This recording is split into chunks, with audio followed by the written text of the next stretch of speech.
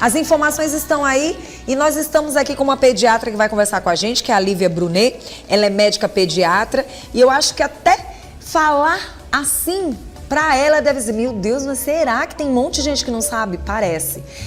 Tem muita informação, tem muita gente ouvindo a sigla, mas tem muita gente não correndo atrás para se informar. Essa é a questão. Informação tem de monte, mas parece que as pessoas têm preguiça de ir atrás da informação. E hoje a nossa pediatra que está aqui, que aceitou nosso convite, ela vai falar sobre a importância desse diagnóstico de TDAH durante a infância. Porque tem gente que diz que o filho tem TDAH, mas nem sabe. Nunca nem procurou um profissional para saber. Vai porque o filho da vizinha parece como um jeito do meu filho. Ou o filho da minha amiga também. Eu acho que o meu filho... As pessoas têm muito achismo, né, doutora? Seja muito bem-vinda. Obrigada, obrigada. Bom dia a todos. Bom dia. Falar de TDAH. Primeiro a gente tem que entender essa sigla, porque é impressionante, doutora. Mas muita gente fala, mas muita gente não sabe. Pois é. Hoje a gente vive, né, numa era digital. Sim. Com muita informação e desinformação também. Verdade. Então você coloca lá um sintoma e aparece 1 milhão de diagnósticos. Então a gente realmente precisa ter cautela e calma e paciência, Verdade. né? Então assim, essa sigla TDAH é transtorno do déficit de atenção e hiperatividade. Sim. Né? Nem toda criança porque é mais fácil a gente diagnosticar na primeira infância, mas adulto, adolescente também tem esse diagnóstico, não é só da infância, né? Então ele pode ser desatento, ele pode ser hiperativo, impulsivo e pode ser os dois juntos. Quer dizer, quando a gente fala de TDAH, se a pessoa tem apenas um sintoma, né? Seria a palavra certa? Né, algum sintoma. Na verdade, a gente usa algumas escalas para diagnóstico, né? Tem uma primeira parte que é mais sintomas de desatenção e a segunda parte são mais sintomas de hiperatividade. Sim. Hiperatividade e impulsividade. Então, nessa escala a gente define como a criança ou ela é mais hiperativa, impulsiva, ou ela é mais desatenta, ou ela tem os dois combinados, que é o misto. Pode acontecer dela ter todas essas desatenções, né? Ou e ser hiperativo, ter a questão da não atenção, ser ao mesmo tempo hiperativo, ou ela pode passar por fases. Por exemplo, na infância, ela tem a dificuldade do aprendizado, os anos vão passando, ela já começa a melhorar o aprendizado, mas é uma pessoa hiperativa. Ou pode acontecer o contrário? Pode acontecer também ao contrário. Porque às vezes é confuso da gente entender, porque às vezes a criança tem todos os sintomas numa certa idade, o tempo vai passando, você não percebe tanto. Pois é, o tempo vai passando e a criança vai se desenvolvendo, ela vai tendo desenvolvimento neurológico mais adequado para a idade. O que acontece muito é que as crianças, por exemplo, uma criança de 3 anos, ela naturalmente quer explorar o ambiente que ela está, então ela não fica muito tempo sentada, ela quer explorar o ambiente, ela quer falar, ela quer conversar, então assim, de repente você coloca um vídeo de meia hora para uma criança de 3 anos assistir, ela não vai conseguir ficar parada, sentadinha, quietinha os 30 minutos. Então isso pode confundir diagnóstico, porque você vai num... Pode ser da própria criança, exatamente, né? da imaturidade dela ainda. Imaturidade. Então assim, a gente realmente precisa diagnosticar com cautela e entender cada fase da criança, né?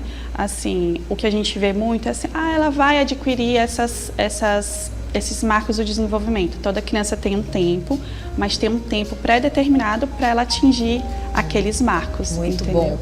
E aí, quando a gente fala desse TDAH na infância, como é que a gente pode, de imediato, diagnosticar? Somente o profissional, o pediatra ou até mesmo o neurologista é que vão identificar de forma clínica? Isso. Na verdade, a suspeita começa dentro de casa, né? Com a criança mais hiperativa, desatenta, corre, se machuca muito, não presta atenção no ambiente.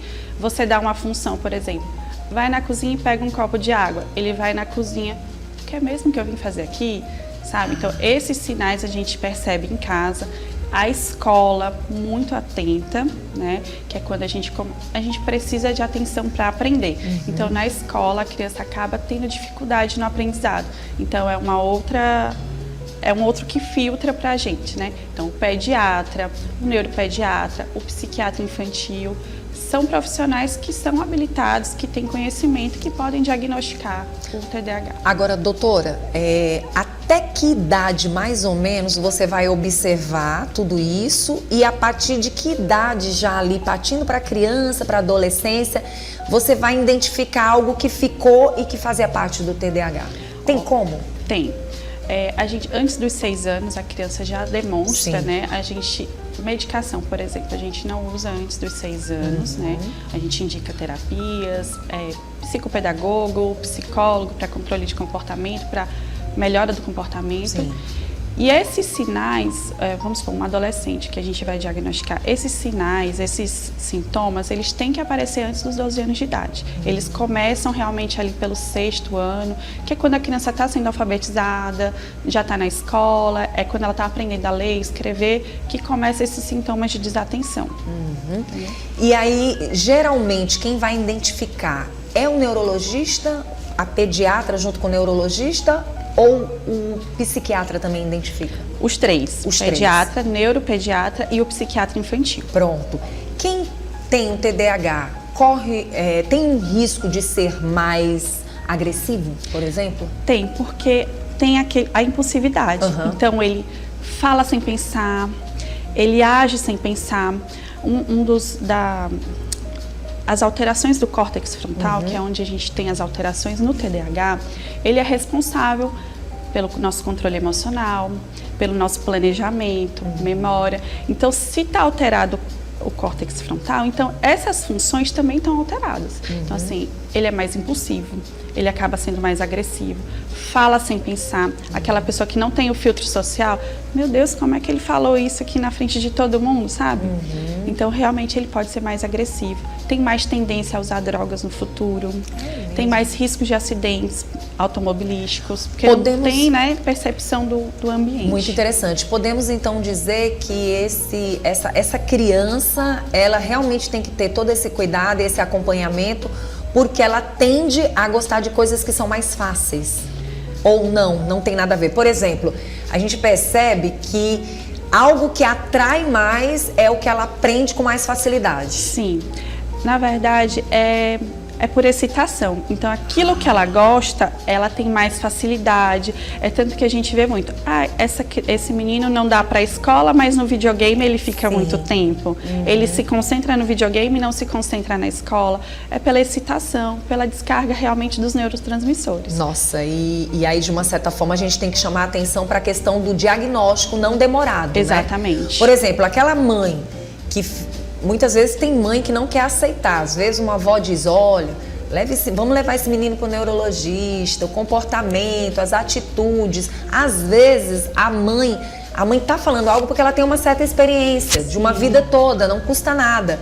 Mesmo que você possa imaginar, mas meu filho não tem isso. Não é questão de ter ou não ter, é questão de você, de uma forma bem precoce, ter essa certeza. Exatamente, né, doutora? Porque a partir do momento... A gente fala muito de diagnóstico, o que acontece? Tem muito preconceito. Sim, né? Isso é que atrapalha, né? Exatamente, porque, minha filha tem TDAH. Ela é doente. Não é doença.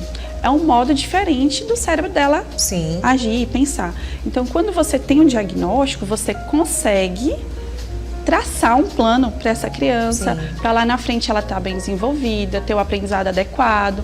Quanto mais você atrasa, mais você prejudica a criança. Menos sofredor para a criança e para os próprios pais, né? E para todo mundo que vai lidar com aquela criança. Então é mais um amadurecimento mesmo da sua mente, você ter maturidade, mãe e pai, para entender que você vai lá no médico para ter ou não diagnóstico. Exatamente. A partir dali você traça um caminho, né? Com certeza. Então, assim, não é um ponto final, na verdade é o começo.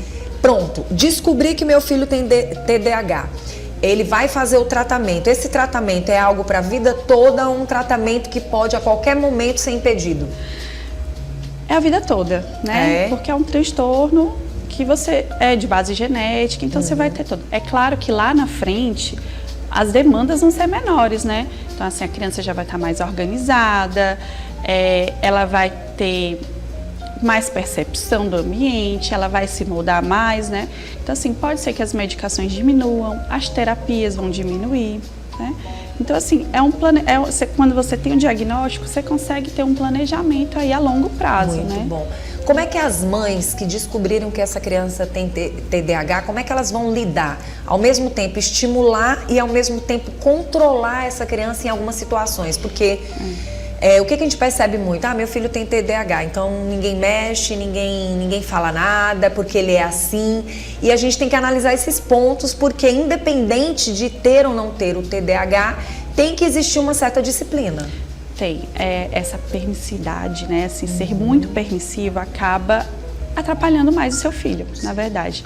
Toda criança, ou que tem algum transtorno ou que não tenha, ela precisa de regras. Sim. Ela precisa de limites, né? Então, assim, a criança vai ter comportamentos e você precisa explicar, você precisa olhar no olho do seu filho e explicar: filho, esse tipo de comportamento não é adequado, você tá com raiva, então vamos respirar fundo, respira junto comigo, tá nervoso, nomear esses sentimentos, né? Porque aquela criança que é mais impulsiva, ela, por exemplo, tá numa discussão com o amiguinho, ela empurra o amiguinho. Porque ela não consegue controlar ali as emoções. Não é dela, Não né? é dela, exatamente. Então a gente precisa realmente sentar o pai e mãe, não terceirizar esse cuidado, né? Que a gente vê muito isso hoje, né? Meu filho tem um diagnóstico, ele está ali na terapia, então é o suficiente. Não é o suficiente. O pai e a mãe tem que sentar, tem que conversar, tem que nomear esses sentimentos e principalmente conhecer o filho. Pronto. E aquela pessoa que não descobriu, mas, por exemplo, já chegou, eu sei que a doutora lida com crianças, mas a gente pode dizer até os 14 anos ainda dá para dar alguma informação. Essa criança que chegou até os 14 anos e não foi diagnosticada, isso não quer dizer que esteja tarde demais, né? Nunca é tarde, né? Sim. Nunca é tarde. E assim, o que é que a gente vai perceber com 14 anos? Esse adolescente com certeza tem prejuízo escolar, né? Ele não consegue ficar parado na sala de aula, ele acaba sendo aquele agressivo. E a gente sabe hoje, né, que a gente mora num estado que a gente não consegue abranger todo, né? Assim, não Sim. tem terapia para todo mundo, infelizmente. No mundo ideal, talvez. Mas esse adolescente acaba largando a escola. Aumenta o número de desemprego, né? Porque ele tem dificuldades em algumas matérias, tem dificuldade em estar concentrado dentro daquele ambiente e provavelmente esse jovem pode ser aquele jovem que não aceita determinadas normas e deveres, Exatamente. Né? Então, assim, mesmo aos 14 anos, se tiver o diagnóstico, vamos fazer o tratamento, é medicamentoso, é com as terapias, psicólogo, né, que é controle do comportamento, psicopedagogo. Às vezes aquele adolescente, ele precisa reaprender tudo. Ele precisa aprender a escrever, ele precisa aprender a ler. Então, assim, nunca é tarde. Muito sabe? bom. Não Falta dá pra alguma gente, informação? Não dá pra gente tentar, assim, abandonar, sim. né? Se tiver mais alguma informação, fique à vontade para passar para quem está em casa. Não tenham preconceito, né? Ajude seu filho. Se você percebe algum desses sinais, sintomas, se a escola percebe, procure a ajuda do profissional, sabe? Nunca é tarde para começar, realmente. Verdade, não é fácil. Não é fácil. Eu conheço algumas amigas, eu tenho pessoas que têm um filho com TDAH e como é difícil para elas. Mesmo a criança estando em tratamento, é difícil. Mesmo o colégio muitas vezes sabendo, é difícil, não é fácil. E é porque ela é uma pessoa extremamente muito madura, né? Ela tem muita maturidade, mas é muito difícil. Minha filha tem TDAH, tem, minha mais nova. Não é fácil, né? Não é fácil. Não foi fácil no começo, né, do diagnóstico. Ela sofreu bullying na escola. Eu acredito. Dos amiguinhos. Foi difícil para mim, eu também chorava, né? Mas a partir do momento que eu aceitei, que eu fui atrás, que eu não deixo, assim, né? Eu tô sempre ali na escola. Esse binômio escola e família, ele tem que funcionar bem. Então, assim, você precisa estar dentro da escola. Doutora, e o que a doutora falou, existe também uma dificuldade muito maior quando, às vezes, a criança é desatenta, mas não tem os outros sintomas. Isso. Então, às vezes, você só vai perceber os sintomas com o passar do tempo. E muitas vezes isso confunde, viu, doutora? A criança que é mais em meninas, né? A desatenção. que tem o predomínio da desatenção, o que que acontece? Ela fica ali sentadinha na sala de aula, quietinha, é aquela criança que não conversa, que não dá trabalho para ninguém, mas chega em casa, a mãe pergunta, filha, o que que teve hoje? Ah, não sei, não lembro. Aí a mãe liga, Não sabe o nome de professor, sabe o nome de professor, não sabe que matéria teve. não sabe as matérias, tem dificuldade até com o nome dos colegas, entendeu? Então é aquela criança que acaba passando despercebido. E passa despercebido também porque ela gosta, do que ela gosta, ela é bem atenta. Exatamente. E do que ela não tem interesse, ela acaba não dando tanta atenção. E às vezes isso passa despercebido, né? Passa, principalmente a que tem mais desatenção, ela passa despercebida. Verdade, é porque muitas vezes, se você não tiver esse diagnóstico, acredito eu, seu filho vai sofrer o que a filha da doutora passou, que é o bullying, porque as pessoas imaginam que não tem nada e que simplesmente é um comportamento da pessoa. E aí é muito sofredor. Ela sofreu no começo. Eu acredito, mas não queria ir graças pra a Deus. escola, que chorava. Nossa, deve ter sido difícil. Foi difícil. E a gente imagina, doutora, que é muito complicado de você querer aceitar. Tem mães também que têm dificuldade para aceitar, né? Tem, porque assim, quando a gente engravida, né, a gente faz um plano para aquela criança, né? Ah, meu filho vai estudar em tal colégio, vai fazer tal faculdade, vai ser assim, vai ser assado. E aí, às vezes, quando vem um diagnóstico, a mãe entende como se fosse uma limitação, né? O fim daquele sonho dela. E na verdade não é. É uma modificação daquilo, entendeu? Para poder chegar lá. Para poder chegar lá. Muito bom. Doutora, eu gostei muito de ter conversado com você, principalmente porque a gente precisa ajudar as mães, os pais. E assim, vá buscar um diagnóstico. Se você não encontrar o diagnóstico, às vezes se confunde um pouquinho o TDAH com o autismo? Confunde, porque pode ter o atraso da fala, atraso de algumas motricidade, pode sim atrapalhar. E o autismo pode vir acompanhado também do TDAH. Tem isso também, pode ter né? essa associação. Tá certo. Nem todo autista vai ter TDAH, né?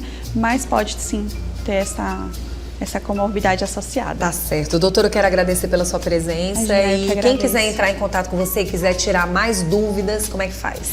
Pode me procurar no Instagram, né? Lívia Brunet Pediatra, e eu estou à disposição de todo mundo. Muito obrigada, tá, doutora? Eu que agradeço. Gente, foi muito bom conversar com a doutora sobre esse assunto, porque mais do que falar é você procurar um profissional. E se você tiver com dificuldade, busque uma pessoa mais próxima, até para te orientar. Uma médica como a doutora, né, que veio aqui no nosso programa para falar sobre o assunto, eu acho super interessante, porque até para suas pacientes, quando levam as crianças, tendo esse diagnóstico, tendo essa sensibilidade de também passar por isso dentro de casa, fica mais fácil de ajudar outras mães, né, doutora? Sim, fica muito assim, bom.